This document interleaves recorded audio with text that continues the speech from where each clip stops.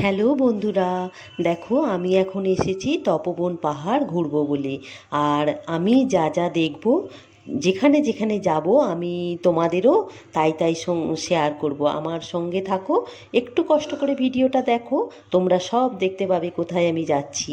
আর তপবন পাহাড়ের ওপরে যেহেতু অনেক হনুমান আছে, তাই এই নিচেই হনুমানের খাবার বিক্রি হচ্ছিল বলে এখান থেকে হনুমানের খাবার নিয়ে নিল, যাতে ওপরে গিয়ে হনুমানদের একটু খাবার দিতে পারে।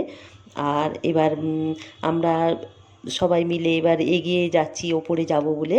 আর ওপরে যখন আমরা উঠছি, তখন দেখছি যে এই দুদিকে, রাস্তার দুদিকে কত দোকান রয়েছে, নানা রকম জিনিস বিক্রি হচ্ছে।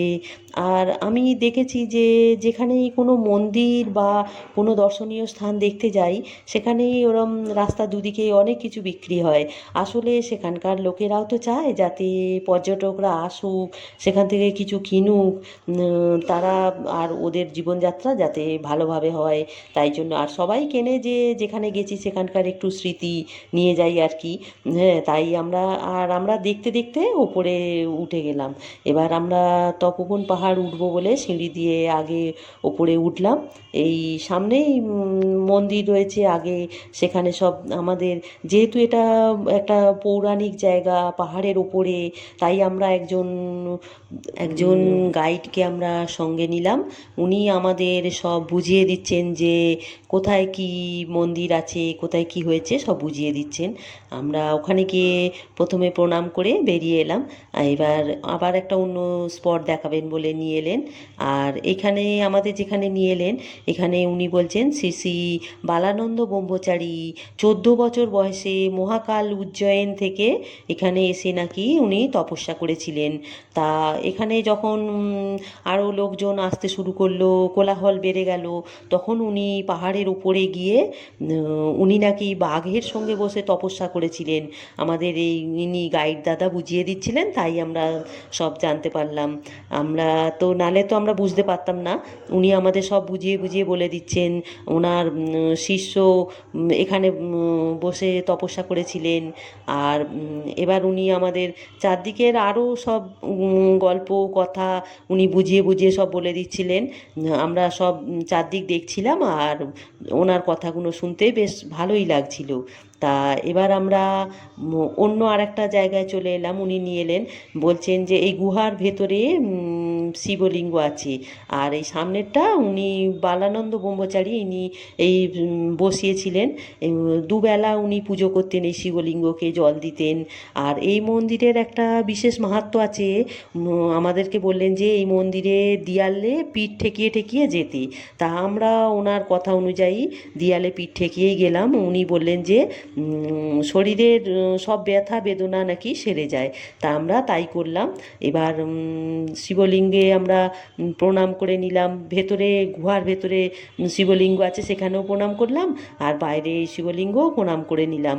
এবার যেহেতু আরও আমাদের সঙ্গে বন্ধুরা ছিলেন, ওনারা দেরি করছিলেন বলে আমরা একটু ওখানে অপেক্ষা করছিলাম।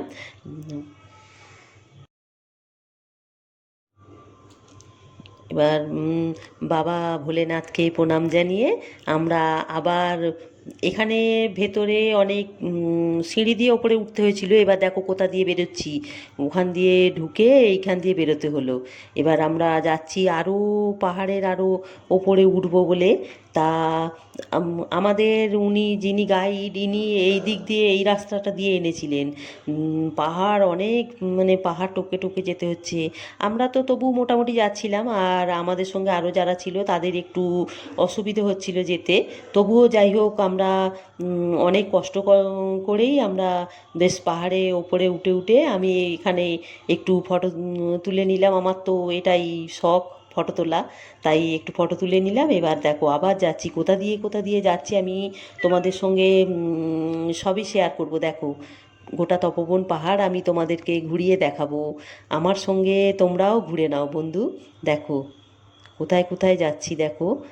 এবার এখান দিয়ে গিয়ে আমরা দেখো অনেকটা ওপরে চলে এসেছি। আর এইখানে বেশ অনেক জায়গায় বেশ অনেক হনুমানজির মন্দির আছে। সেই হনুমানজির মন্দির দেখো, এই পাহাড়টা আমরা কতটা উঁচুতে উঠেছি। এই পাহাড়টার ওপর থেকে আমরা দেখছিলাম, দেখো কতটা উঁচুতে আমরা উঠে গেছি। আর এই যে এবার এখানে একটু বসে পড়েছি, আবার ওদিকে যেতে হবে। এই এই এটাও একটা হনুমানজির মন্দির। এখানে আমরা প্রণাম করে এই দেখো কত চড়াই উতরাই পার হয়ে কত পাহাড় টপকে টপকে আমরা এসে গেছি এই হনুমানজির মন্দিরে। বাবারে বাবা, কত পাহাড় টপকে টপকে। এবার ঘুরে টুরে আমরা নিচে নেমে এলাম। আমার ভিডিওটা কেমন লাগলো তোমরা আমায় জানাবে।